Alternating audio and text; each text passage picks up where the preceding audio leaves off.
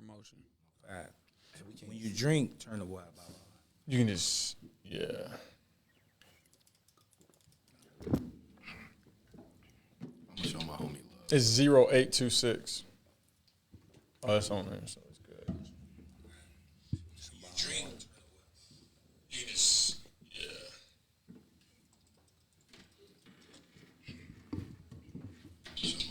It's 0826.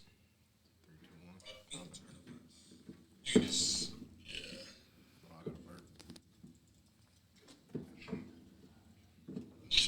It's 0826. Oh, that's on there.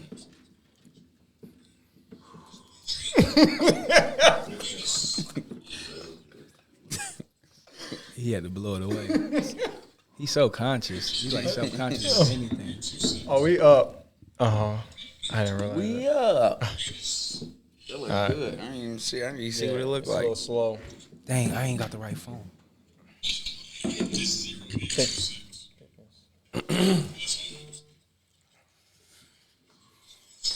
All right, so let's. He had to blow it away. He's so conscious. He's like self-conscious. You talking about me? I was so conscious. Is that a little bit behind? I don't want everybody. Hey, y'all ever hear my You voice? see what it looked like? I should have took that off. Oh, all right, here we go. Let's go ahead and get rolling. We live. We on part 2. What prevents athletes from achieving their full potential? We got Coach White, Darrion White back in here, Coach Barnett, Lawrence, and then we got Twan. We got the old ball back coach. in here. So just recapping what we did from the last couple of weeks, speaking on what prevented athletes from achieving their maximum potential. I was wondering what that was. That was actually my phone. But we back. And so we just want to recap. Go ahead and share this. Get people on. We definitely would love to get the parents as well as the athletes on so they can hear, tune in, chime in, give us some feedback, some questions, some comments so we can go ahead and be active with the audience. And so just kind of recap.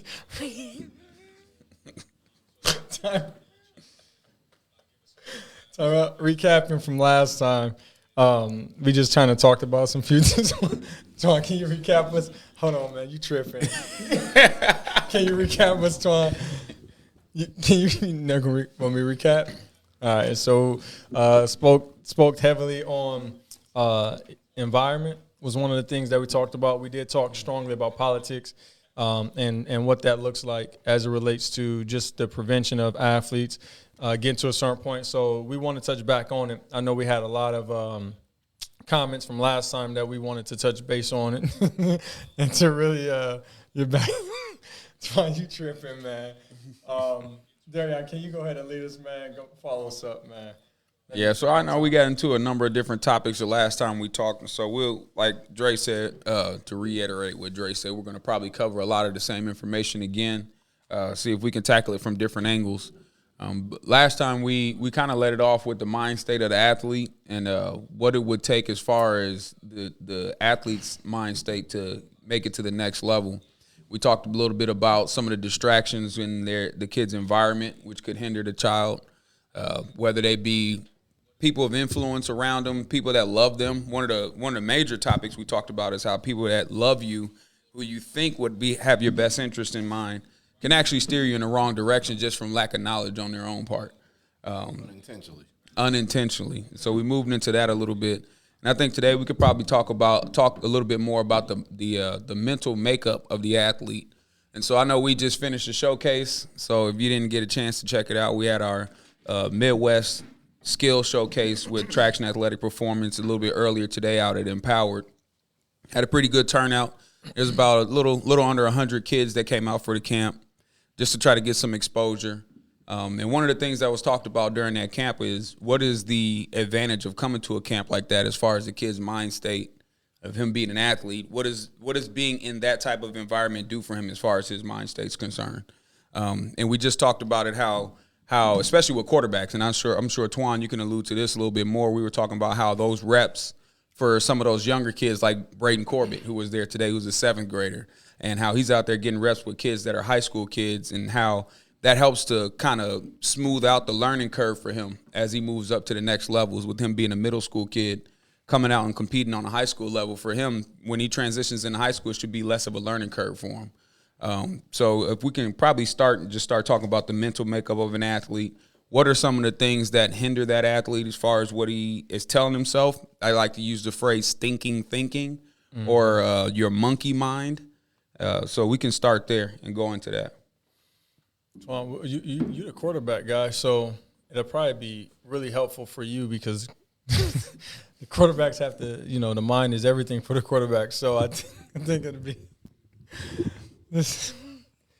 Dude, you're a funny dude, man. It'll be helpful for you to speak on the mentality of that and what that makeup looks like from a quarterback standpoint, because you need the mind most of the time. Well, we are what we think about most of the time, and we can't control our thoughts, but we can control our thinking. And so from a quarterback standpoint,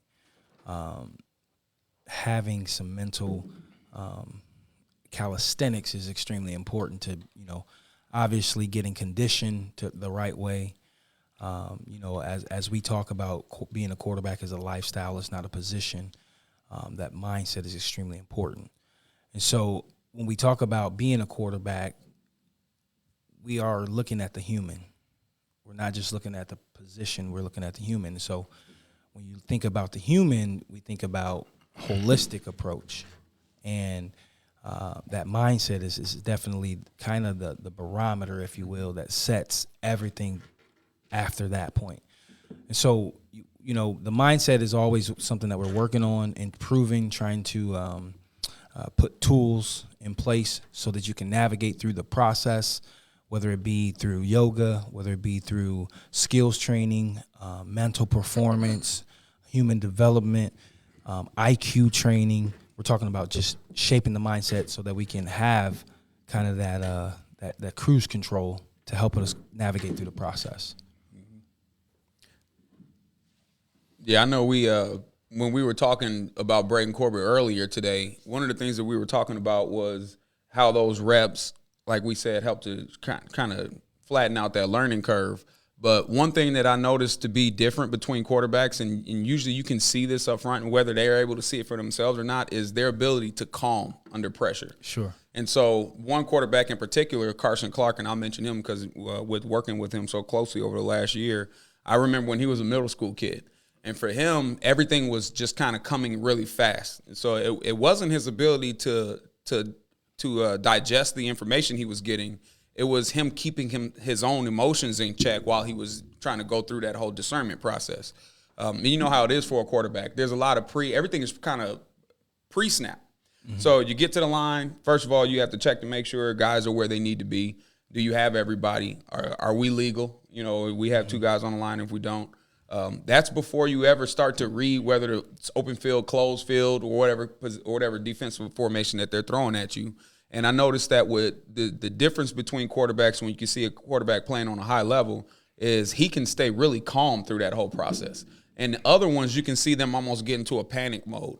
So I think it's very important, and maybe you guys could speak to this a little bit more about being able to calm under pressure and how important it is.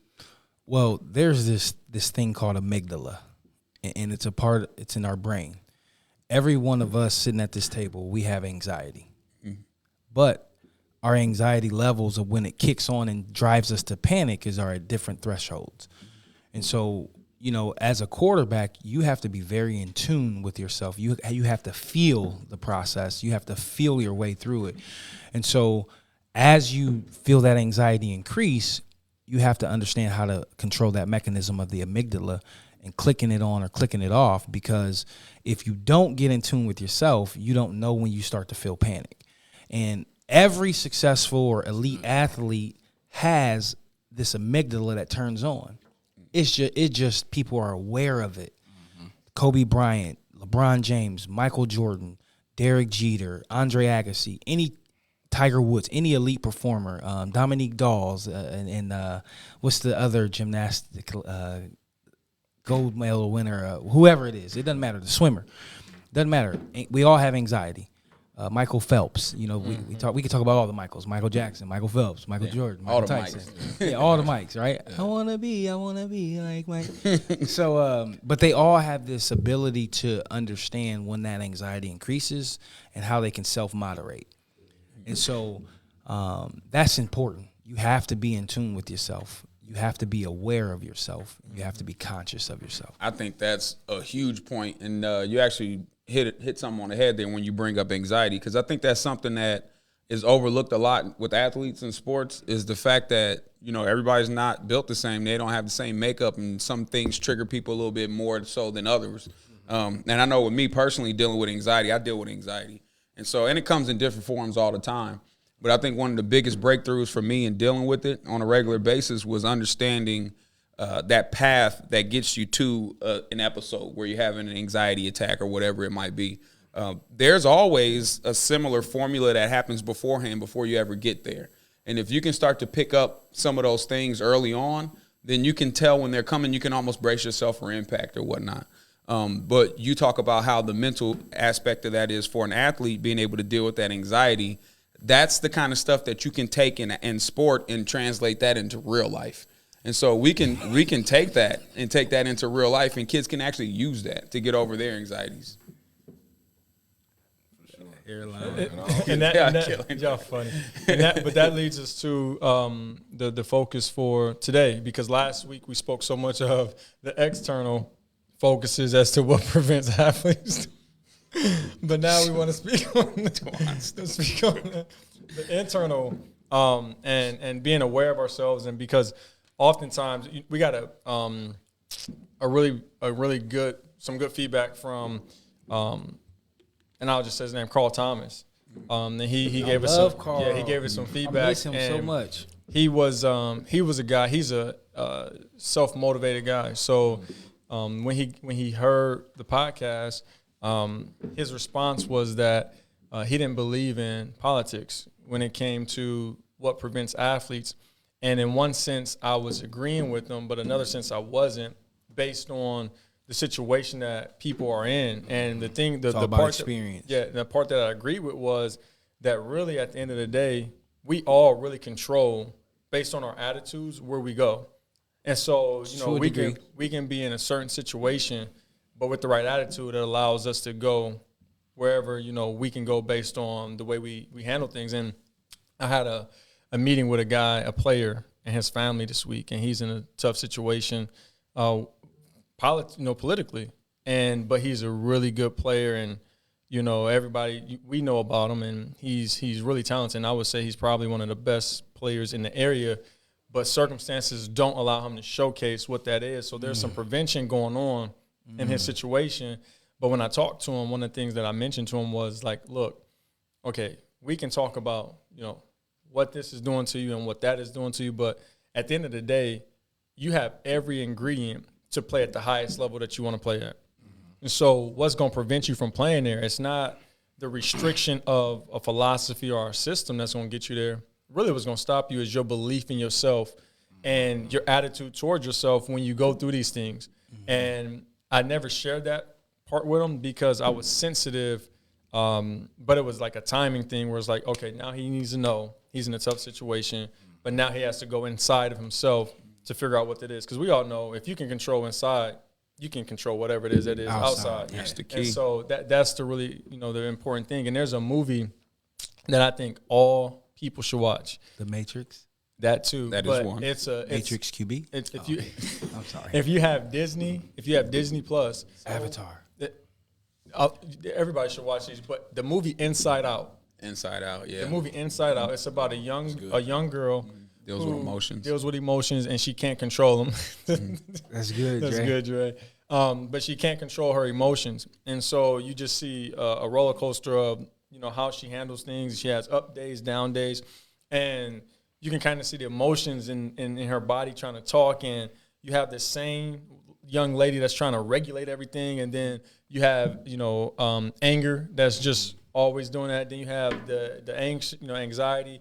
So I think that's a really good thing to watch, because as we go through situations, we have to check our emotions.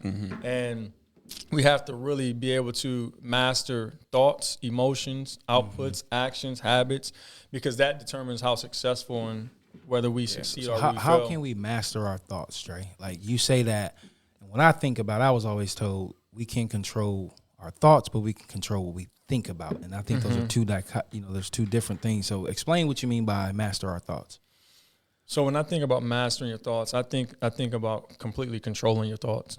Now, we know why parents keep children away from certain are exposed to certain things is because once you get something, you're exposed to something, it's hard to not think about what you've been exposed to. That's so good. I think when you talk about mastering your thoughts, it doesn't mean that you won't have a thought that may conflict with where you're trying to go. But what it means is that once it comes in, there's What a do you time, do with it? there's a timetable at which you need to get it out. Yes. Or a timetable in which you can good, overcome it with a certain thought. Because we know, and I don't know if people know this, but when you have a thought is real. Sure. So thought is not like something that It's reality. it's a reality, and thoughts travel in the brain, and thoughts are liquid. So that's why they say you are what you fluid. eat, and things like that, because it integrates with your blood and you become what it is that you are thinking. So I think if we can identify the thoughts that come in, irregardless of what we're exposed to, and if that is counterproductive to where we're trying to go, we got to figure out a way to get it out, and we got to figure out a way to think more of what it is that we're trying to do, because like you said, you become what you think.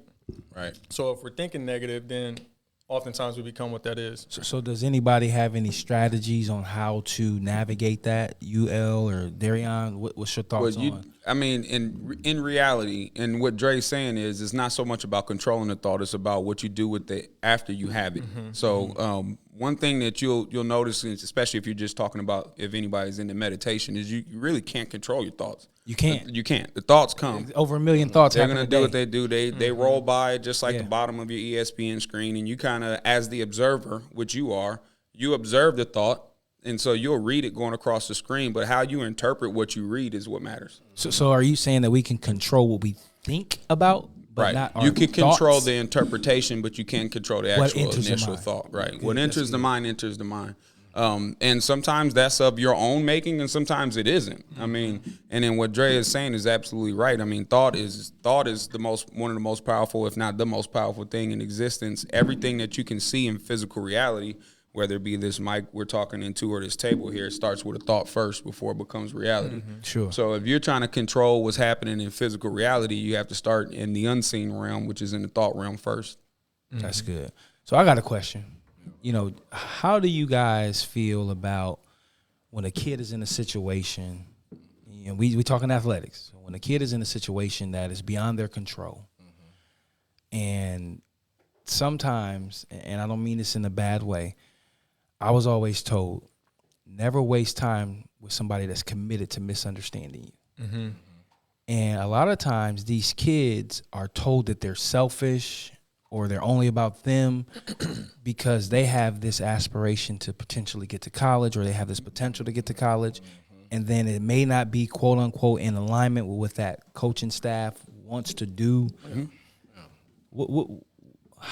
What's your advice to families, mothers, parents, fathers, when they encounter a situation like that? And I don't want to take the conversation too off base, but And I'm just interested in thinking. I kind of spoke hearing about what you think. this last podcast, and then the podcast that's coming out with Jake Archibald too, because that's a form of a part of it in certain situations could be a form of adversity, because you could want to play certain places or you can want to do certain things, but like you said, because of your team and because of their focus is on winning, your focus might be on getting to college. You still want to win. No competitor doesn't want to win. Sure. But at the same time, you have to go into something with your own personal goals and your own personal vision that you have for yourself. So I think the way you cope with that is you can have an initial conversation or whatever, talk it through, get some understanding about the situation, but then you got to let it go, and then you just got to try to adapt and overcome, because at the end of the day, I was telling one of my kids right now, it's a D1, that's D1 in college, when he came here, he was talking about his coach this, coach that, and I was like, man, look, you can say all you want about your coach. You can hate him. At the end of the day, results going to matter. Sure. Results Sure. are going to happen. So if you get the results, then that's a different issue. But if you let the negativity or the people calling you selfish or, people saying that you're not about the team just because you have your own personal goals, I don't think that's fair. But I also think that if you get put in a certain situation, sort of how me and Jake Archibald were talking about, he wanted to be a quarterback. He mentioned training with you for so long, putting so much trust into this quarterback training, and then going out and then him having to be not the quarterback. And I told him, I had a conversation with him because I know when I was a player, I missed opportunities because that same situation happened to me. And instead of me adapting and trying to overcome, I was just pissed off. So then when it came to an opportunity for me to make a play, when I was supposed to make a play, You checked out. my thoughts, what we're talking about, the way I was thinking wasn't right to the point where I could think Make and a play. see You couldn't even what was process. coming. I couldn't even process everything because my mind was so clouded with the wrong thoughts. Too much. Your emotion clouds you. It clouds your judgment. It slows you down. What it does is emotion it helps you. It doesn't help you with your throttle control. So normally You have the best analogies, bro. I swear, I promise to God, you're so dude. You have the best analogies. Go ahead. Yeah, but that's what emotion does, and so it can actually work both ways. If you're too emotional, it can cause for you to drive too hard, and you can get on that throttle a little bit too much, and it can actually take you out of control. Or it can cause you to pull off the throttle too much, and then you become paralyzed from it. Usually, when that emotion is fear. So it just depends. And so that's why you really want to make decisions, and you really want to try to operate and when you're not in an emotional space so that you can use all of your discernment and make logical decisions. And you have to become aware of dealing with actual facts and situations. I think a lot of times people Expound on that, the facts. the facts is that which is true. And there's a difference between a fact and an actual fact. We're looking for actual facts. I think we had a whole 4 years of that. We're not dealing with the facts. Alternative facts. So I think when you a lot of people get so caught up in opinions and beliefs, and what they don't realize is a belief is not necessarily true. And Just so a belief. It's just a belief. And when you go from a believer to a knower in yourself, then that is when you become stronger in your foundation. And I wouldn't even say your foundation, but stronger in your ability to navigate through things, because when you know that you are something, or you know you have something, you operate different. But when you believe, it's like you can still waver a little bit because the knowledge or the truth of what you believe or what it is not necessarily strong and strong. Don't have a good foundation. And that's the Belief doesn't have a good foundation. At all. Belief asks you to go along with something that you may not have any concrete evidence of, but you just believe it. And a lot of times I ask people, like, would you rather believe you got $100 in your pocket or no? You got $100 in your pocket. I'd rather know I got 100. So, but how does that go about like the law of attraction? You know what I mean? Like, Oh, I'm glad you brought that up, Bill. So like that's what I want to think about, because like when you think about the law of attraction, it's like speaking into existence. Sure. That's believing that's going to happen too, but you're saying that the way when you're actually speaking it into existence, instead of you just saying like, oh, I believe that this is gonna happen. I believe I can make this play. I believe that we're gonna win. You have to know you're gonna win and say you're gonna win to speak it into existence. Yeah, but belief is also just a phase to get you. You can't get to know prior to you believing. Right. So when we talk about you have to know, at some point you have to believe and then Before grow in you that know. belief before you know. Believing is half-baked. But here's It's what I not say. done all the way yet. You have to speak it even before you can believe it. Right. Because faith comes by hearing, right? When you speak, who's the first person to hear you speak? Yourself. You hear it inside Right? first. So you hear it outside, and then you hear it inside. When you hear it inside, it starts to fester and grow. That's when you start to develop belief. And the reality is you can grow from faith to faith or belief to belief. Your belief capacity starts to grow as you believe for something small. It becomes fact. You know it. It grows. Then you can believe for something bigger. And so for kids that are in athletics, I think oftentimes they're hitting for the grand slam, and they don't notice the base hits, and so they can't even fathom. Yeah, Right. they can't even fathom, and even parents, we don't notice the base hits. Right. And so those base hits lead to the runs. Yeah. And then it leads to, points, obviously, and then the grand slam comes, and that's really what we're talking about here. Yeah, and I think we kind of lost our ability to do that. We don't want to go through the bases. We want to just get to home plate right now. Right. And that's what things like the law of attraction in these movies and stuff like that are telling people without giving them the whole story, is thinking that if I just believe hard enough that it'll just show up one day. Sure. That's not how it works. I mean, if you're not concentrating on what the next step is to do to get there, then it's not going to happen for you anyway. So just believing that that's going to happen is not enough. And I think when you talk about the athlete, though, belief and knowing has to also be followed by application. Activity. Activity. There has to be application, activity. Work, you know what I Right. mean? Like, I think it's a lot of times, man, I see a lot of kids that they believe, they talk, they do all this, but they don't actually want to put the work in and apply pressure to making themselves better every day. And I think that's where a lot of people lack. If we're talking about our subject that we're, why people don't reach their full potential, I think a lot of times, man, it's like, people either – it's one or the other. You got to have balance with both. People either work really hard, don't really believe in themselves, which that's where Donovan and we can help at. And then there's other people that believe a lot but don't want to put no damn work in. Right. Like that. I think for me, I don't know what's harder to teach or what's harder to work with. I'd rather work with a kid helping him believe in himself and that's putting in the work than a kid that talk a lot and then don't really want to work, because at the end of the day, that's just wasted talent to me. Yeah. But I think when we talk about when you mention, how people think and all that, I think what we got to understand is, or as a player, what you have to understand, everything happens in seasons. There's different seasons for everything. There's different seasons of growth. There's like when you talk about the bases, there's seasons. There's the beginning stages of the cognitive stage when you're trying to learn everything. You know what I mean? Then there's the next stage where you can try to put it together and apply it. Then there's another one where you just become an expert because you've been repping it so long. So I think people don't understand that season. People they just want, they think, I got some kids in here that I'm trying to help right now where he thinks because he's been doing this for a month, he's just going to get it. Like, no, it's just going to come it's not now. gonna happen like that. But what happens? What happens when a kid goes through those phases? They believe it. They start to work at it. They get it. And then they get to school.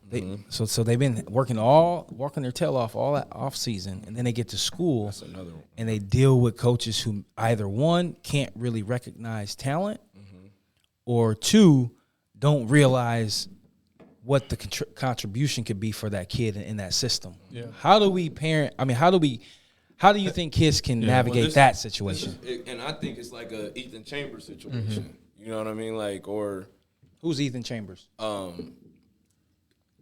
He's gonna be a president or something. Some curly haired kid that trained with him. But it's like an Ethan Chambers. Love that family, by the way. Yeah, awesome family. But shout out to Barry and Jody. You got to think about it to the point where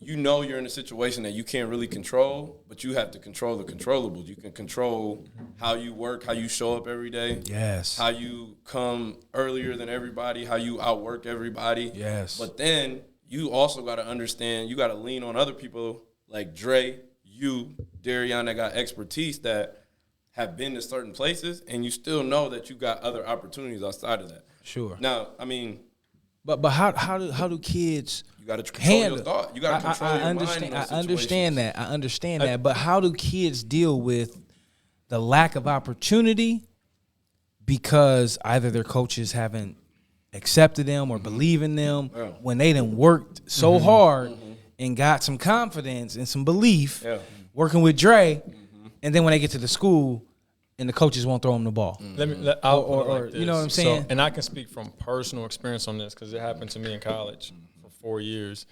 And you went to the NFL, right? Okay, perfect. Yeah. Just go ahead. So, I just want to say. But this was one of the conversations that I had with the young man and his family about this was, I think we as parents, or we who are impacting and helping, we have to challenge them. One of the things. Who is them? The coaches or the players? The players. So we have to challenge the players. I think one of the things that, because parents love so genuinely and we don't ever want to see children get hurt, I think one of the things that we miss on is trying a child and testing them. So a lot of times, because we don't want to seem like we failed, or we don't want to hurt the individual. We don't put them in situations to try if they're solid enough or strong enough foundationally to withstand certain trials.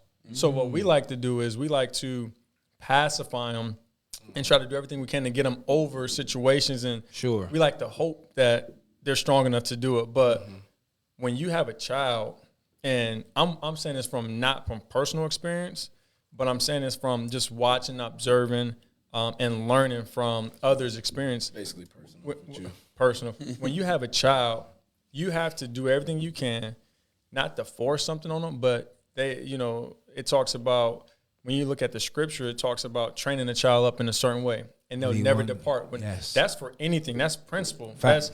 If you train a young child up that's so impressionable in a certain way, they may deviate a little bit from it. They're going to come back to it. At some point, they'll The come back compass to going to bring it back. So I think the foundation of how you train and how you raise a child mentally and psychologically is critical, because you can't get me to believe that just because they're of a certain age, they aren't strong enough to withstand certain environments and pressures. The issue is we don't do a great job of training them up so they can handle it, so no they can matter handle the this age. stuff. Yeah. And you're talking about an Need the impressionable tools. brain, an impressionable mind. They will, whatever you feed them, they eating. And so if you can challenge them, they're going to grow, and they're going to be able to withstand whatever environment that you put on. The environment you give them just has to be stronger than the environment that they're about to go into. And LB But mentioned, how does that he work made in mention high school about football? seasons. LB mentioned seasons, and I think that's important too. I mean, these kids need to be a little bit more seasoned in some sense. A lot of times they're not ready yet. So no matter how confident that kid is, whether he came in, he's been trained, he's been working with Dre, he may not be ready for that opportunity. So we mentioned the law of attraction. And sometimes people don't tell you when they're talking about the law of attraction is you got to be careful what you wish for. Sure. Because the universe is going to give it to you.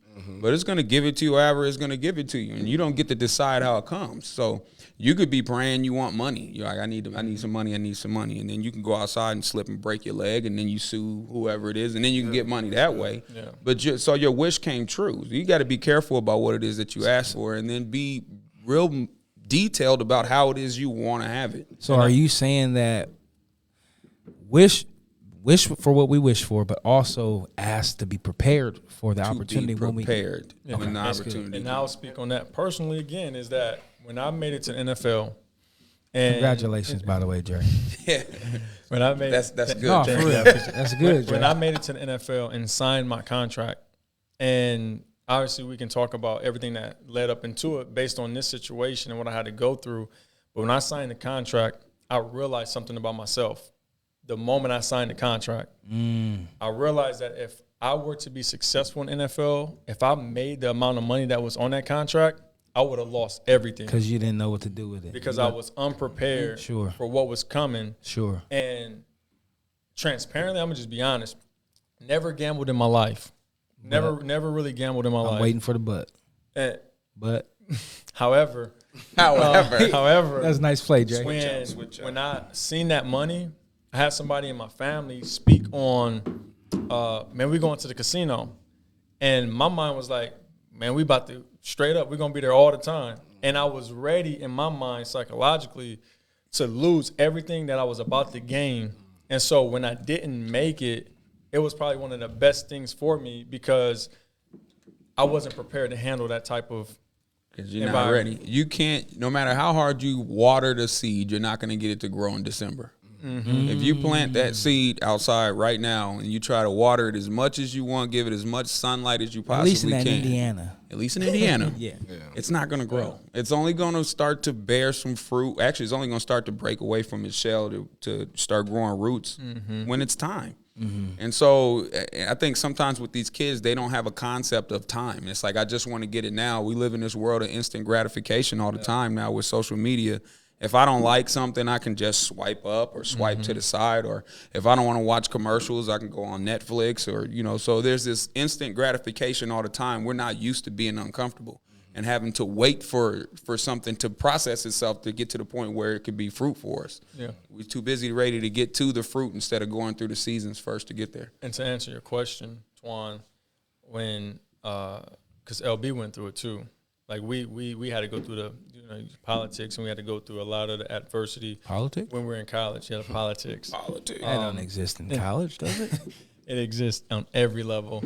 But when I was going through it personally, I knew that there was outside factors that played a role in me not playing, to a point where when I got my opportunity, I was so underdeveloped that I failed my opportunity when I first had it.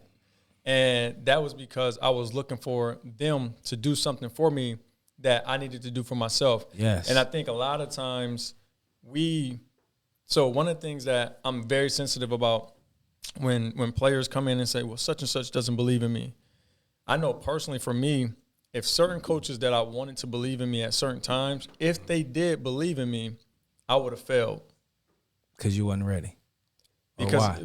I would have failed because I would have not been – so me not doing certain things would have happened. Like I wouldn't have been able to execute or prepare myself like I needed to.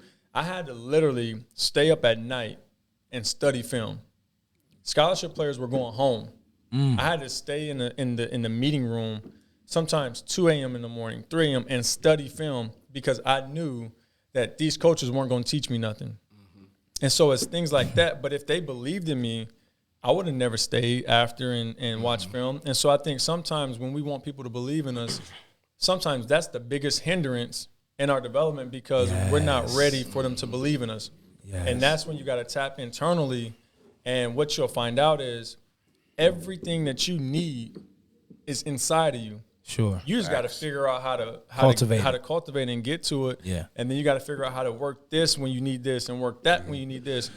So I think that's important. So are you saying that it does not even matter if a coach believes in you? Man, I it don't matters give a- more if you believe in yourself Man, and I if don't you work give a like you damn believe. Absolutely. what And coach how believes in and you how you not. control your thinking. And how you control your thinking. I think in the biggest times when I felt like I was getting politicked in college and I went from starting not to playing at all, and I think, well, no, I know, not even thinking, I know when I got an opportunity, when the player that I felt like I was getting politicked with, my mind was always big, like thinking big picture, thinking like, all right, I know when I get in, I'm gonna get a pick. I know when I get in, I'm gonna knock somebody's head off. I know when I get in, I'm gonna make a play. And, because I always had that big picture thinking, when that guy went down, I went in and I had one of the best games of my college career because I was not letting my current situation knock off my destination. I know where I wanted to go. I know what I wanted to do. I knew that this was just a situation I was going in, but in my mind, I was still thinking big, like I was going to make a play no matter what. And then also, like I tell kids now, you got to be able to control your thoughts to the point where if you're not in the game, you're mentally putting yourself in the game. Like I know, sure, getting the mental reps. I'm sitting in there, all right, I'm cover one, I'm pressing this guy, I'm looking what he's doing. Right here, I probably with Jim, or I'm opening up, or I'm putting myself in the game constantly. Getting those mental reps. So that's what I talk about, how about like mastering your thinking in the first episode that we did. And then, you always, no matter what your situation is, like I said, your current situation is not your final destination. You got to be able to learn continuously when you're thinking big. Like you always, like, if I'm in the situation at school and like you said, or I'm not playing and I put all this work in, like my mind's still set on I'm learning every day. I'm learning how to be better than this guy they politic me with. Yeah. I'm learning how, I'm learning about myself and what I'm going to do in this current situation. All right, he does this really well. Now I got to learn how I can do this really well. Or he doesn't do this very well, so I got to do this very well if I want to get an opportunity. And then when I get a chance, and then, I think there's another side of this too that we talked about reaching full potential. Let's talk about the successful athlete, not the athlete that has put all this work in and, is getting politicked at school. Let's talk about the kid that has put all this work in, getting all these accolades. Like, how do they stay at the top? You know what I mean? I think that's another thing we got to talk about because a lot of time, for me, I was in that situation. I'm freshman, everything, playing every sport, starting everything, you know what I mean? And I think, reflecting on it, what I tell my kids now is like, man, like, when you really thinking big picture, like, it's like you can never be satisfied. Sure. Ever be satisfied. Sure. Like, and I can tell by Austin Mack, being around Austin Mack and listening to him talk to Dre, like, he fought to get to where he's at right now to be a starter in the NFL. Like, took the hardest road, politicked at Ohio State, went through injury, had to be on practice team, and now he's starting on the team.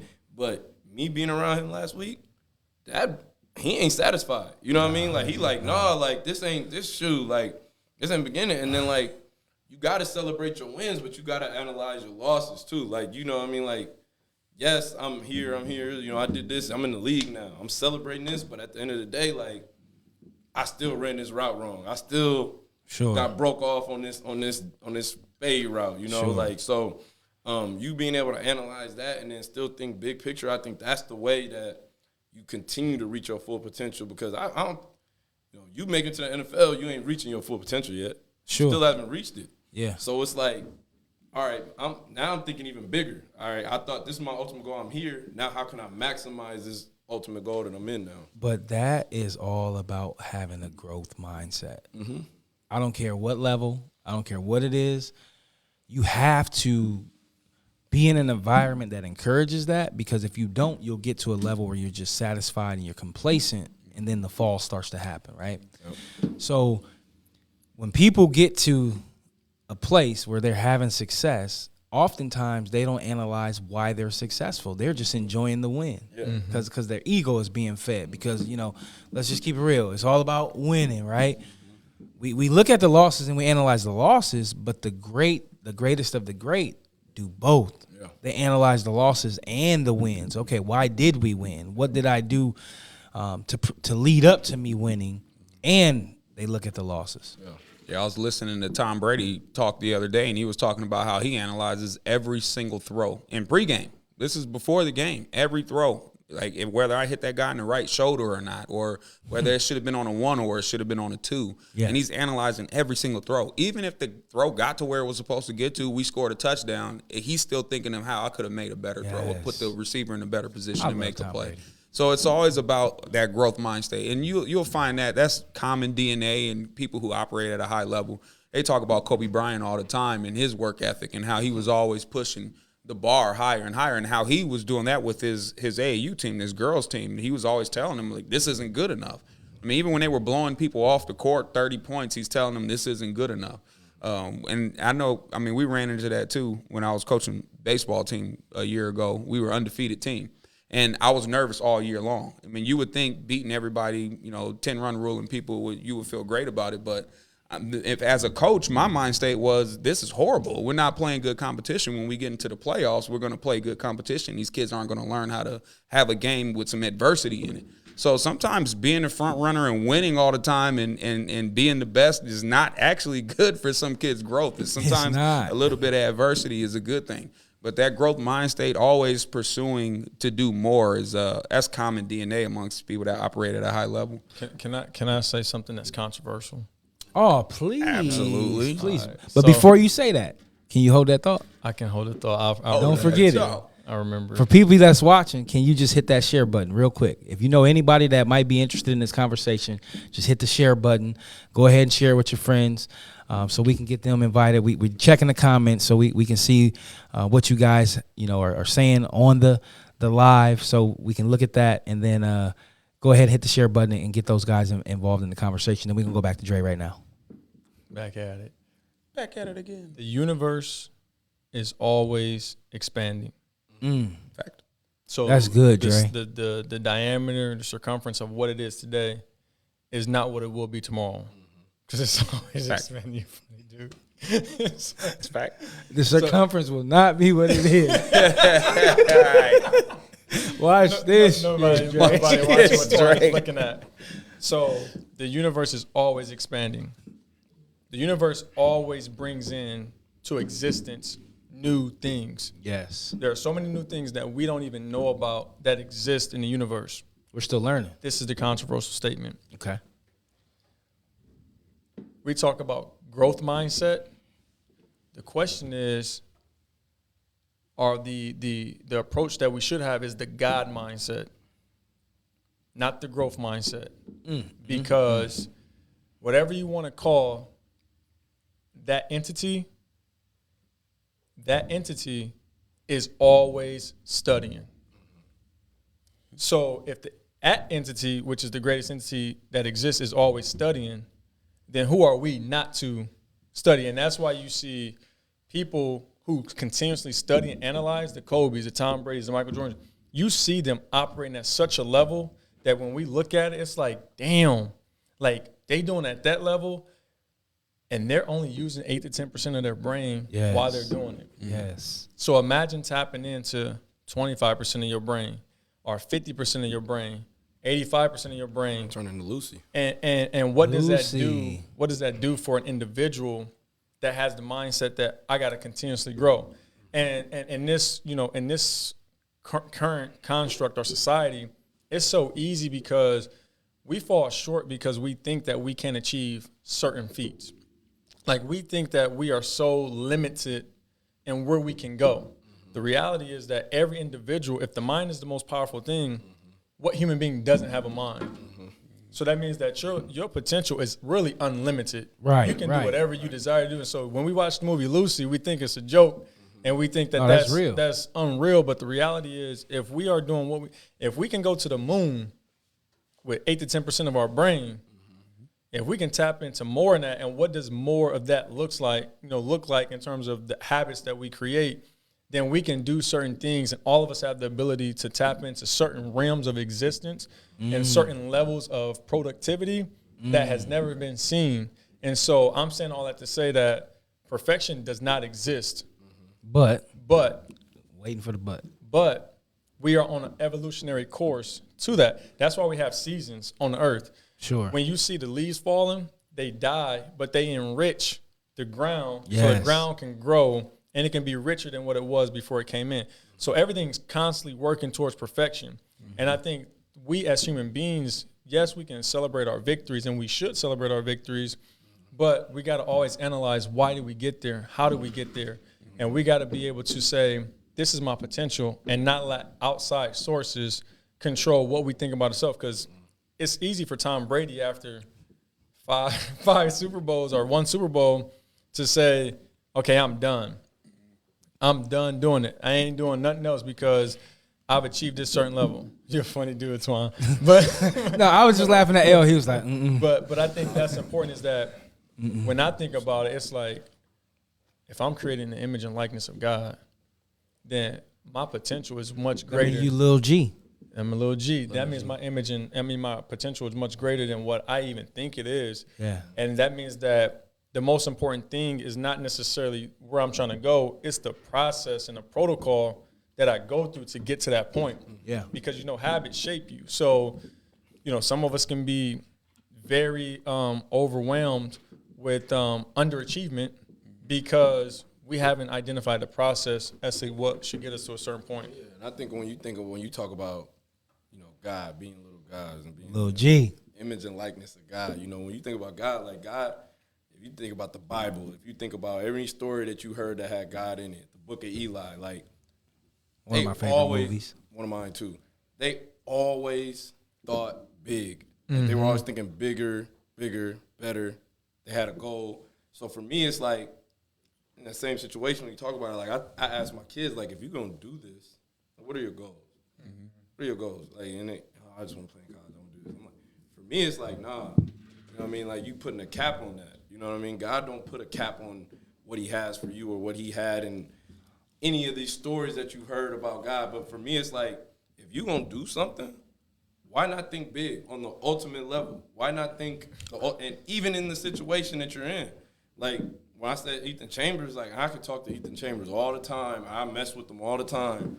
And he was in a situation where he wasn't even playing, wasn't even doing all this, but he was always thinking big. And when he got the opportunity, he maximized it. But now, even in the mornings when we working out at 6 in the morning, I'm talking crazy to him every morning. Like, bro, you little. Like, you ain't going to do nothing. You ain't going to do this. He's still thinking bigger now. Like, talk to me when I'm in the He might league. be a pro. Talk to me when I'm in the league. He might be a pro. You know what I mean? He like, talk to me. And I tell Dre all the time, man, Ethan ain't got it like that. I tell Ethan, you ain't got it like that. He like, You just challenging him. Yeah, That's the wrong dude. And met with me to discuss it. He's one of those. He's one of those people that does not put limits on God.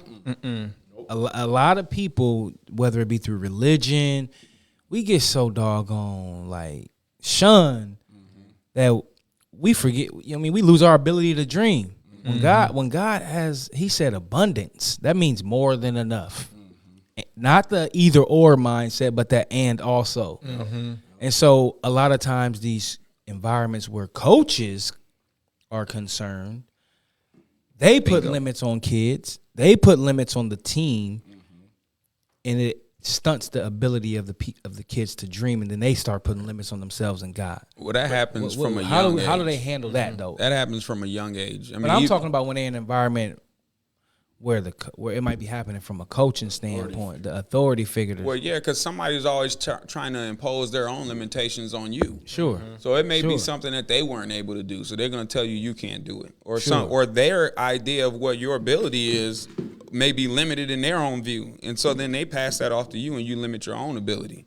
There was an interview that Serena Williams was doing. It might have been Venus that was doing when her dad was one of the Williams sisters. And the interviewer was asking her a question, and she said that she was very confident that she could beat her next opponent. And the interviewer kept asking her, so what makes you so confident? I mean, you're just this young kid. This is a seasoned pro. Like, why do you feel like you can win?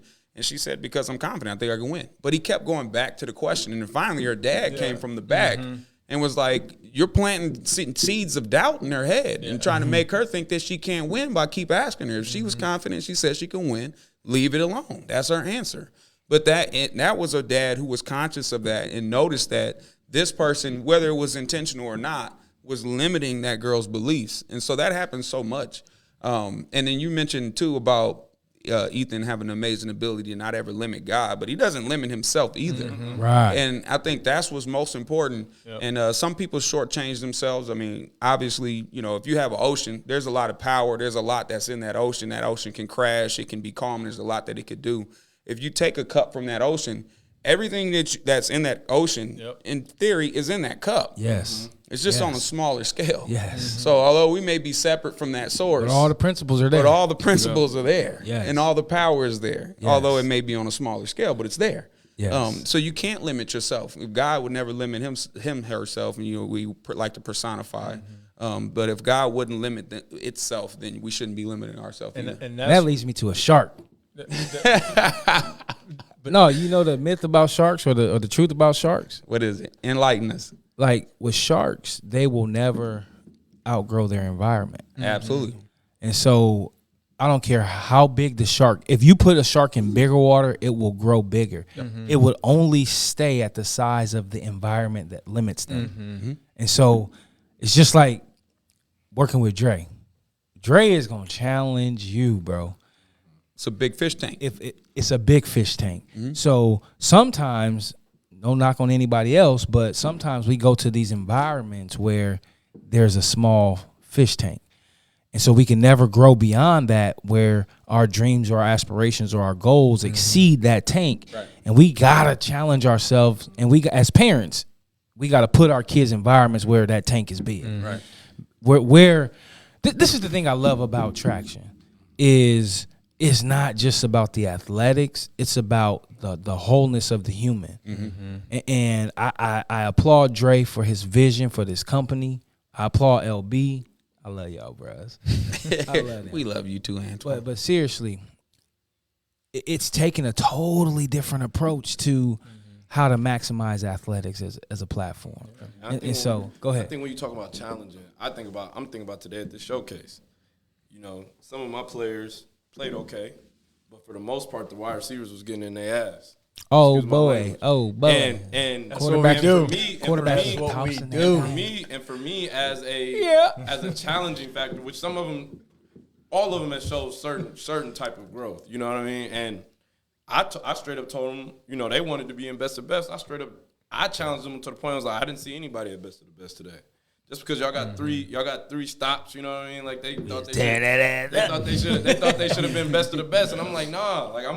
But for me, this is a more challenging. This was me challenging them to not to understand they got to do better. They was ducking smoke. Huh? They was ducking smoke. No.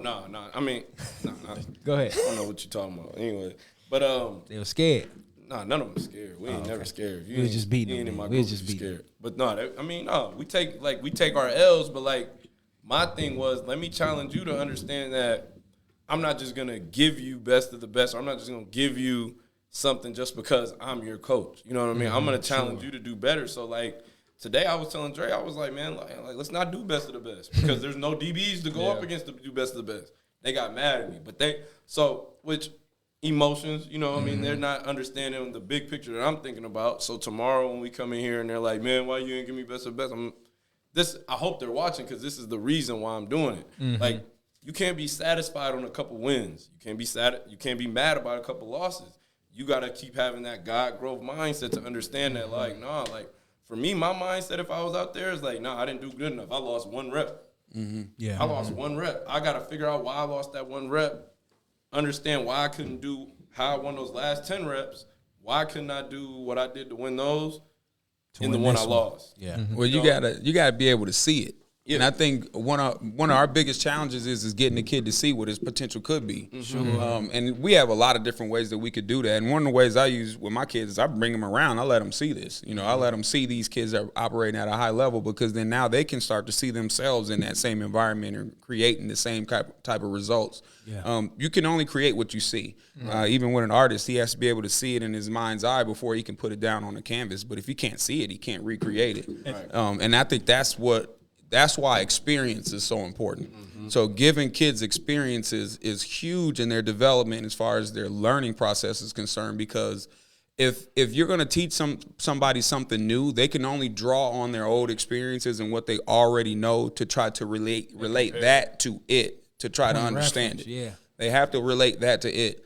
If I were to kind of get another analogy. Here we go with an analogy. You the king, you dope with it. It's like if you're going to teach a kid that something is hot, so you say, hey, that stove is hot, don't go over there and touch it, right? For the kid, in order for them to understand what you're even talking about, at some point they kind of got to touch that stove to realize that it's hot. At least get close, yeah. Then once they do that, they get it. Oh, I get it. Okay, that's why you say don't touch that, that's hot.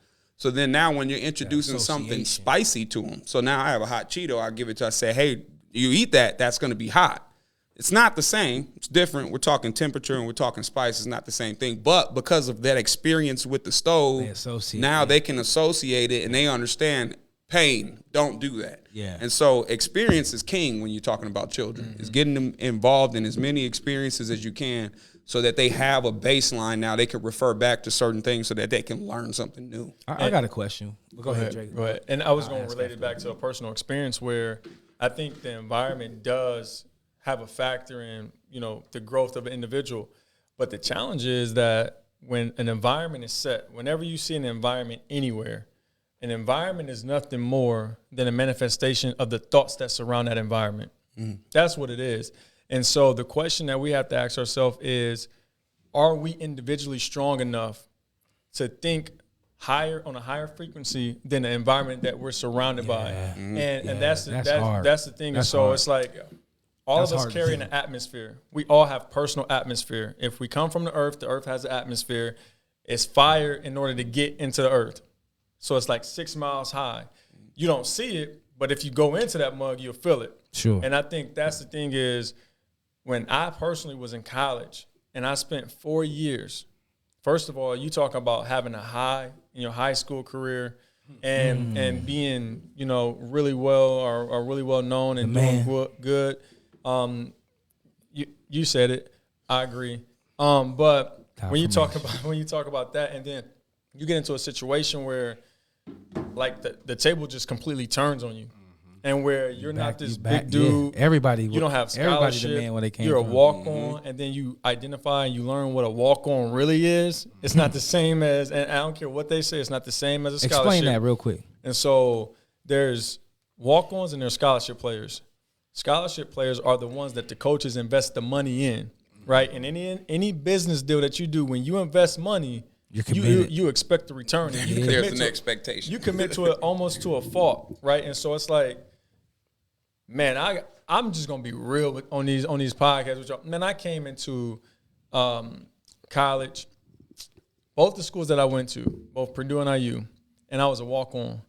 And the dudes that they gave money to, they should have been embarrassed at the fact that they gave money to them. But they invested the money, and you talk about... They wanted to be right. they invested So the they was money, committed to and it. it was embarrassing because the dudes they didn't live up to no part of what the investment was. But when you look at that and you look at the ups and downs that you have when you are playing at that level, the environment that surrounded me, man, it was a story that my dad will always tell me. He said, man, listen, there's only two beliefs that you need to carry around. It's a belief in yourself and it's a belief in God. Don't worry about nobody else's belief in you. If you carry those two beliefs, which are one and the same, if we go to that point, if you carry those two beliefs in you, then nothing else matters. Because really, you don't determine where I go. You can alter some things, but at the end of the day, where I'm gonna go is where I'm gonna go based on that being set forth. Now, I still gotta do what I need to do. They say many are called, few are chosen, and that's taken out of context a lot because when you're called, you still have to do certain things to be chosen. It's not like you just automatically get chosen. Like there's an application process with being chosen for something. And what I would do is I would take the environment that I had right here, and I had an atmosphere about myself to where you can say this and you can say that. If it was a negative thing and you threw it in my atmosphere, it was catching on fire, so it never even reached me, right? And so it's like, and I carried that. And I remember going to my college coach You don't have to office. say names. Okay. I'm not going to say his name, Okay. right? But I remember going to my college coach office. I'm not going to say his name. And Watch talking to him. this. And when I talked to him, this is what he said to me. I said, just respectfully, like, I'm cool.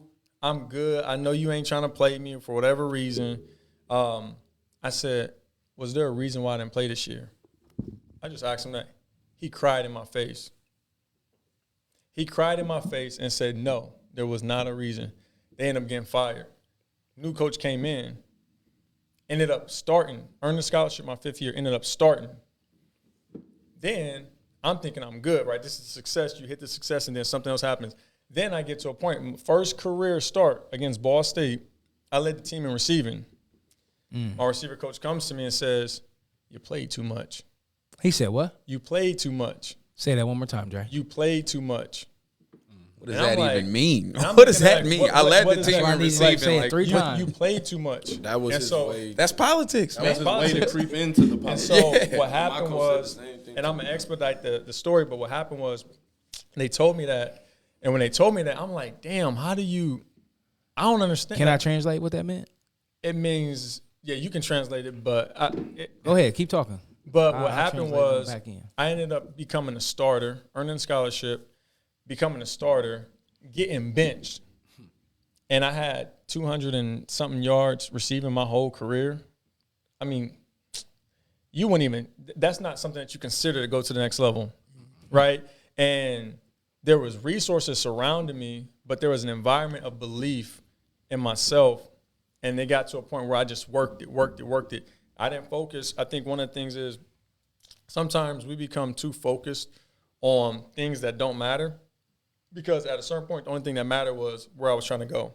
Mm-hmm. So I was looking this way, and I had all these things surrounding me. So my focus allowed me to be aware, but my awareness or my focus never turned to what my awareness was. And so I never turned this way to focus. I just kept straight. And what happened was I ended up in 8 months running a 4.72 to a 4.35, went to the pro day, ran fast. Scouts asking me, what happened? Tell me your story. Why did you not play? And I never forget when I went back to school. I went back to IU. A strength coach came to me. And he said something to me that I always believe, but I didn't. It's always different when somebody says it outside looking in. He said to one of the recruits, this is when Austin and them was being recruited, he said, Dre Muhammad, the most underutilized player ever in Indiana history. And I'm listening to him because at the end of the day, I knew what I was capable of doing, and I knew there was restrictions around me being able to do what I wanted to do, but I never lost focus and sight. So I'm saying all that to say, irregardless of the environment that surrounds an individual, your thoughts and what you want to manifest sometimes can be so much stronger than the environment that surrounds you that you make the people surrounding you bow to what you're doing. Right. And that's what happened. And I want to say this to kids and then also this to coaches. Let me speak to the coaches first, man. Like, from a coaching standpoint, like what you just explained to me, Dre, is coaches' egos always want to be right. Mm-hmm. And sometimes we have to bow down to our ego and believe what we believe, because when we had these coaches who get paid to recruit, they like, I want to make sure that what I said or what I recruited proves to be what I said it was going to be. Yeah. And they will commit to that. Same thing at the high school level. High school coaches want to be right, and then when they are wrong, they don't want to admit to it. Mm-mm. But for kids, believe what you believe and ride out on it. Continue to work, prove your worth. And over time, the coaches, it may not be while you there, but over time, the coaches will understand that they made a mistake. Mm-hmm. And if a coach is a real coach, he will admit to himself. If he gonna be in this profession long coaching, he gonna have to admit. Mm-hmm. And hopefully the light bulb clicks on for them at some point in time when they do some reflection, like, okay, man, dang, I might have missed it. I might have missed it in that one. Because that's where that growth starts to happen. Yeah. And it's unfortunate, for Dre, that you went to the NFL on your own belief when you could have had an opportunity to make some coaches that got fired look good by playing you because you deserve to play. But sometimes that's also needed in people's situation, because if I never would have went through that, I don't think I would be in a position that I am today to even help other individuals go through certain that, things. yes, And yes. so when I was going through it, it's always hard going through tough times, right? And you hear people say, tough times don't last, tough people do. But the issue is that being tough through tough times is tough to do.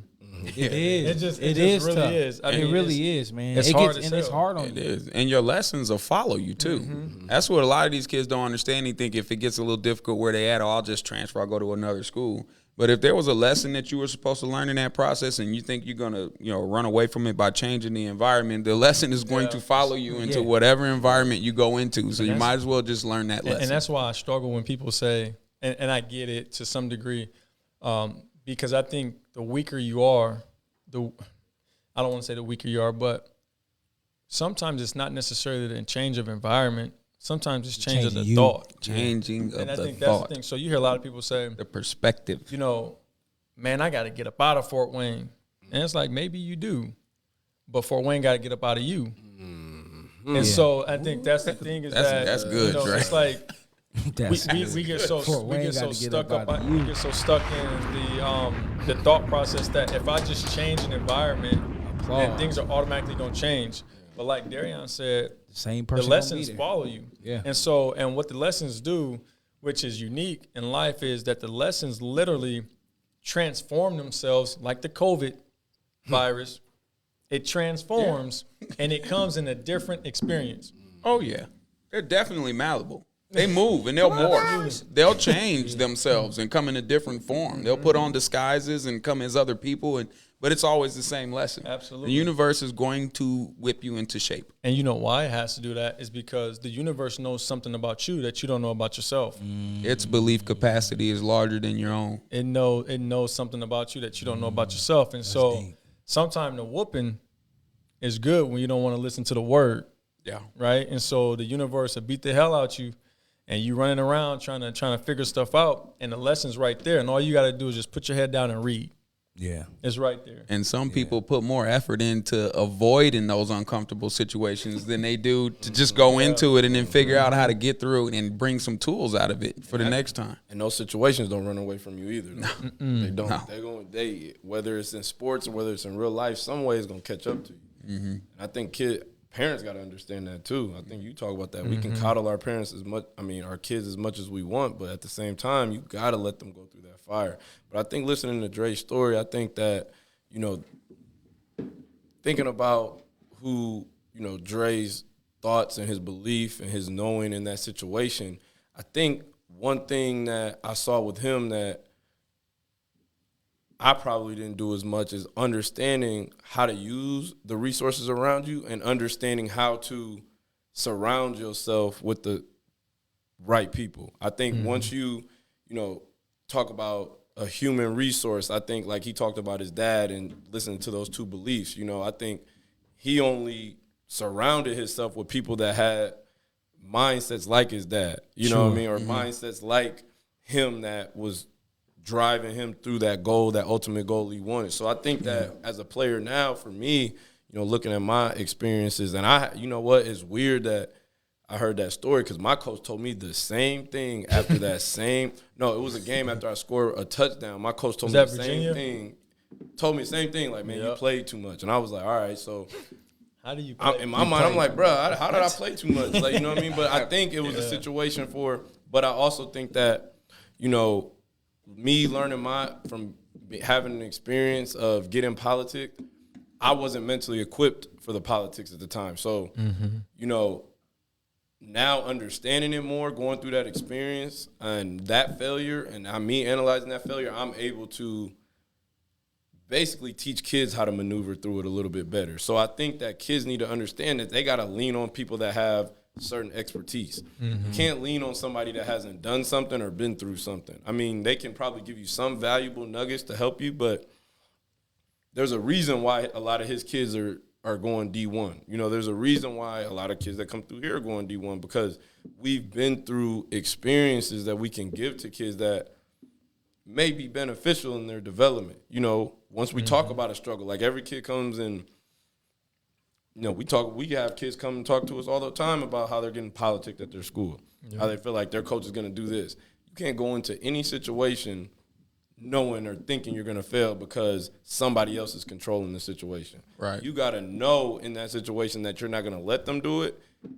And no matter what, everybody's going to get an opportunity put in front of them. So if your current situation is not what it wants to be or you want it to be, you got to understand that opportunity, when it comes, I'm going to kill it. I'm going to kill it. So, and I think that's the first layer. I think the first layer of it is being able to learn from your own experiences, but to take it to the next level is learning from other people's experiences. And I think that's why reading is important. Having good mentors is important because then they can keep you away from pitfalls. You don't always have to fall in the hole.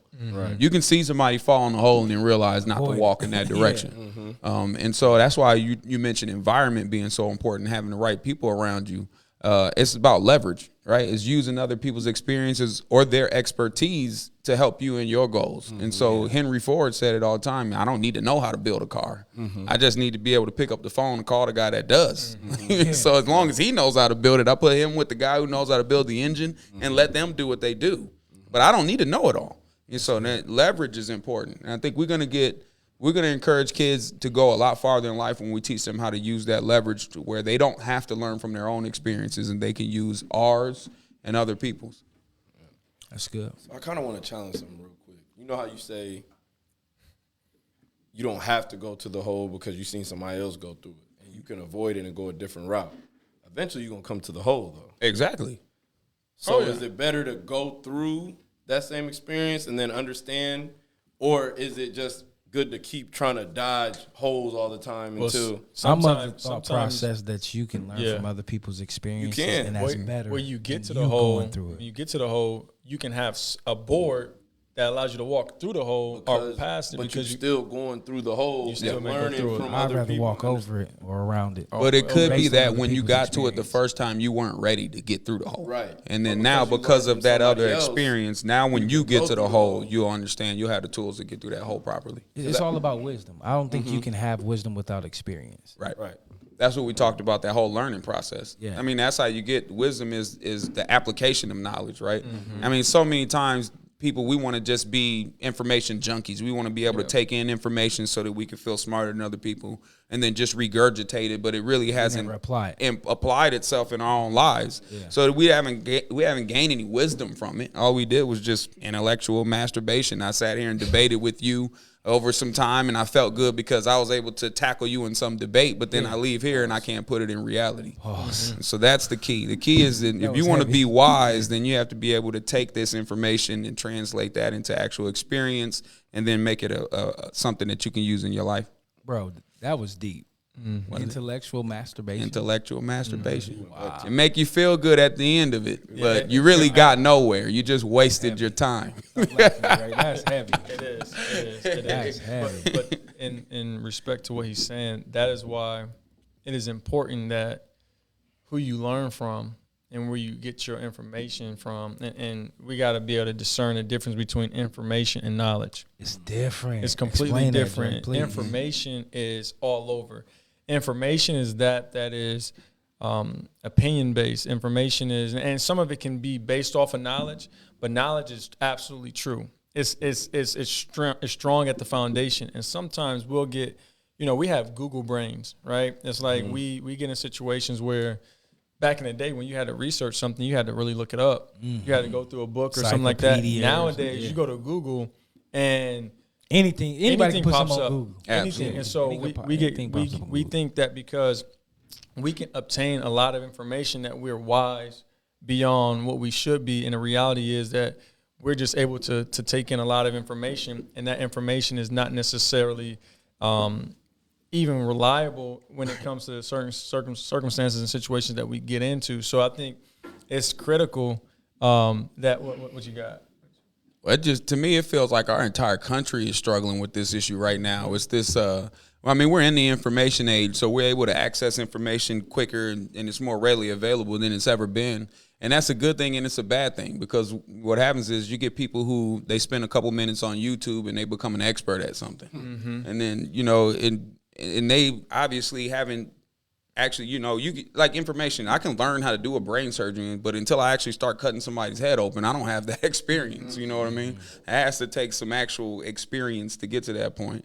But we're bypassing all of that just because we're able to take in a ton of information. Mm-hmm. And so you can even see it in our politics nowadays. With information that isn't accurate, you talked about that, or it might be skewed a certain way, or we happen to only go after information from certain sources. We don't even make sure our sources are credible anymore. Mm-hmm. We just kind of take it and then we go out and we spew it, and we have no factual base on it. And that's why all of the stuff that we talk about outside of sports is relative inside of sports, because it's been a dumbing down of people. Yes. For like the last, we got you, Twan. It's been a dumbing down of people. And for a long time. And what happens is that's the same thing that happens in sports, is that, we've been so dumbed down in sports and the approach to accomplishing certain things that, we don't even challenge ourselves. Like, we insult our own intelligence or insult our own development because we don't necessarily take the right steps to get to certain places, and we don't believe that we can achieve certain things. So I think the dumbing down in sports is heavily happening right now. Because we can get on Google and we can look at this, and a lot of times, you get in situations where people are even running away from situations more so than you don't even thoroughly look into the situation. It's like, this is happening, I'm gonna run away from it. So we can, anytime you have a problem that you're not committed to solving, anytime you have a problem that you feel like you're not a part of, you weaken your ability to solve issues. Sure. And so I think that's one of the things is that I think this podcast is critical, because we're talking to parents, we're talking to athletes, and we're talking about a wide variety of things. But most importantly, these last two times we've been talking about what prevents an athlete. And I think the thing that really prevents an athlete from accomplishing their full potential is the thoughts and the frequency of the thoughts that they have about themselves. Mm-hmm. And so, yes, there's political things. Yes, there's parental things. Yes, there's things that do happen outside, and we got to be able to navigate those waters. But at the end of the day, what you think is who you are. Mm-hmm. So if you go to a situation and you fall short, it's because you thought short. Mm-hmm. If you go to a situation and you fail, it's because you was thinking failure. Mm-hmm. If you go to a situation and you overcome it, it's because you had what we would call a God mind or a growth mindset to get over what it is that you need. So we're going to wrap it up because Twan has to get home. LB has to get home. Dre has to get home. But I just want to say this, man. In the Chinese language, the word problem doesn't exist. Doesn't exist. It doesn't exist. It's only opportunity. And so that mindset that you was just talking about, Dre, the ability to problem solve, it's easier for people who have the idea that it's not a problem, but it's an opportunity. Every challenge is an opportunity. And I guess I do want to tackle Mr. Flaw's let me hear question because he did ask a really good question. What'd he say? He said, "Do you ever dig to find a player's fear?" Mm-hmm. Yes. And I would say absolutely because that's what you want to do. Player's fear today. Mm-hmm. That's what you I want. saw players' fear today, and for me, I'm challenging kids. Like, you know, I want a kid that's gonna go up no matter how many times he gets beat. He got 20 reps out there. Right. Mm-hmm. I'm gonna challenge the kid that's in the back that like especially if I'm personally training him, and I hope he's watching this. I'm like, bro, how many reps did you get? One. Oh man, You got one rep? Right. jump in the fire, bro. You got one rep? I was like, so you run away from the fire? Like, you know what I mean? Like, you got to go through that. Yeah. You know, you got to go through that to the reason why, and I hope Aaron Stewart's watching this, the reason why he is becoming like a good player right now is because, first Special of all, player. 3 years ago, he went 100 reps with Dre and didn't win one. not one. Not one rep. And he was like, come on. Let's Kept go. pumping it The in. next day, he wanted to do it again. And, like, even today, you know, he was getting beat, and I was like, hey, man, you going to find a way? And he kept hopping up. But then there's another player in the back who I was challenging him.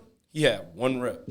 Bro, you have One to rep. find a kid's fear. If you can't find their fear, then you're not helping them. Oh, yeah. But you, The fear is a defense mechanism. So what fear does is it teaches you to proceed with caution, right? So it tells you to go, but go carefully. It shouldn't paralyze you. Fear doesn't tell you not ever to cross the street, but it should tell you to cross the street carefully. And I think when you find fear in an athlete, you'll find that thing that's blocking them from being great. There's only two emotions that exist, and it's love and it's fear. All the other emotions are byproducts of those two. fear is the biggest roadblock in reaching your full potential. Yeah. The biggest. And you talked about we talked about mastering thoughts. The issue with fear and the thing why it's important to get over fear or identify fears and then tackle the fears is because what you fear becomes your master. Mm-hmm. So oftentimes, whatever it is that you fear is the thing that dictates what you do. Mm-hmm. And anything that's not worthy for you to be dictated by will take you to shorten or not achieving whatever it is your full potential is. That fear is the door to your breakthrough. Your breakthrough happens by busting down the door of that fear to get to the other side. And if you're going to do anything in life, if you're going to focus on anything, it should be to overcome whatever fears you have. Hey, Aaron said he beat you at least 8 times. Don't disrespect him like that. Is he watching? I was going to He say beat you 8 times. I was going to say don't disrespect me like that. I was going to say you said it. You said Aaron's I so agree. cocky. I didn't see one win, bro. I didn't see one win. But I was going to say that he did win some. He did win some, but that was more me Hey, being. bro, I beat feeling Dre this- at least 8 times. I was Don't feeling disrespect sorry me for him, like so that, bro. Not on the podcast. I love Aaron. Not on the Hey. podcast. Not on the podcast. But would you say is and fear is a thought though? Yes. Fear is a thought. So when we talk about controlling our thoughts, like for me, like I tell all the DBs, like if you go in scared that he's gonna beat you or route you up or embarrass you, you lost over. already. It's over. So for me, it's like, and then your thoughts follow your actions. So it's like if you operating off of fear right now, you gonna look scared while you're playing, while you're running, while you're trying to move, while you're trying to do everything. So it's like the biggest thing I say, and I got this from reading some book, and what helped me practicing it is practicing how you talk to yourself about fear, practicing what you're telling yourself. Self-talk. You know, but before you approach it, you know, it's like you got to walk into every situation kind of knowing you're the alpha dog, kind of knowing you're superior, and that's like an ego, but that's the ego part to get rid of the fear to help you overcome an obstacle. I feel like so. Power of Positive Thinking. Norman Vincent Peale's a good book to read. Oh man, love Norman Vincent Peale. You don't necessarily. Hey fear. man, I love this podcast. I know, but you got to go. I I know you got to go. But the thing that I want to leave on the mind of the viewers is that one of the things that I found out and I learned through experience a couple years ago, and I didn't read it in the book, but I just kind of meditated on it. Is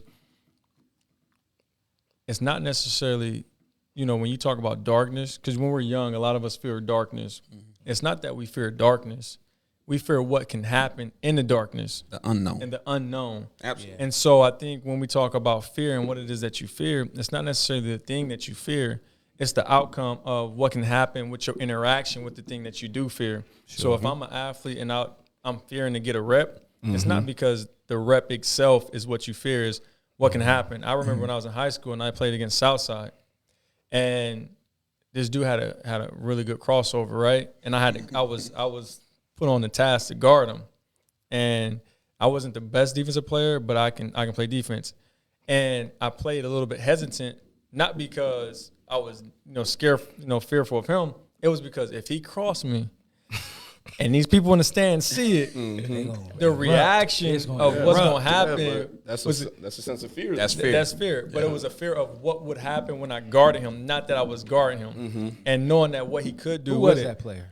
I'm not going to give him a name because I'm not going to. But he did end up crossing me that game. That was so long ago, Dre. He ended up crossing me. Like, you're not afraid of him no more, but who was that? That was a long time ago. My brother knew. But he ended up crossing me. Yeah, it was my cousin, Fred Ford. Oh, my God. And he ended up crossing me. And after he crossed me, I was like, and I seen the reaction, I was just like, shit, it don't matter no more. Well, he got me. It's already happened. I could get loose you now. already embarrassed me, so it is what it is. So I think that's the F2, thing. that's So, my guy. so I definitely appreciate. He crossed you? He did cross me. He did cross got me. over that fear. And they won. Southside? Our They church. end up winning. Our church. They end up winning. Fred But actually did me dirty a couple of times. Kevin Green and White, boy. what'd you say? That Green and White. Green and white. Yeah. Archer. They probably should have closed them down. But Man, kept Harding open. Yeah, Harding was special. Yeah, though. Harding is. Seriously. They should have kept. And I'm gonna say this: whoever made the decision to close Harding made a horrible decision. Agree. I wish I I agree. went to Harding. My mom never would have let me go. You should have kept so Harding mad. open. I agree. Harding is arguably. I wanted to go to Harding.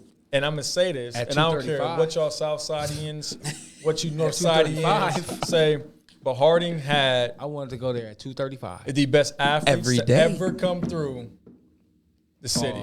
Pause. Yeah, we can start a whole new debate on that one. Harding just utilized their athletes Right. very well. They did a great Well, job. it was a smaller school too, so you got to think they I know had they to. was Absolutely. Yeah, they had to. That's It's 3A too. That helped. School, everybody got to play both sides. You know Right. what I mean? But Yeah. but then again, when you think about it, Talent management is a thing. if we got a smaller school, you got to play both sides, and you're eating at both sides. Who got the best athletes? It's a head coaching job open over at Southside. Antoine, just thought I'd tell you that. Oh wow. I mean, I had a great conversation with the athletic director. Old ball coach. Old ball coach. I had a great conversation with the athletic director last night. So we appreciate everybody tuning in. We hope that next time thought you was- we can get some more viewers and get some more interaction. We definitely value and appreciate the viewership, and we definitely want more people to tune in next time. So next time we don't know what the topic will be. Who knows? I don't know. We'll We just freestyle gonna- it. We're gonna randomly have some stuff, but again, athletes, parents, anybody that's trying to achieve full potential, the issue is really you in achieving so. So we're gonna go ahead and close it out and get up out of here. Hey, but until next time, catch us next time though. 'Cause we- Catch us next rip. Yeah. next week we got some good stuff to talk about. Next week. Are we doing it next week? Oh, we Are we doing next? Uh, You made a we- commitment. Yeah, I thought we was. I mean, we could. I got something. I got to do something Thursday, don't I? Yeah, you do. Don't I? Dre's your assistant. Dre made he made my schedule.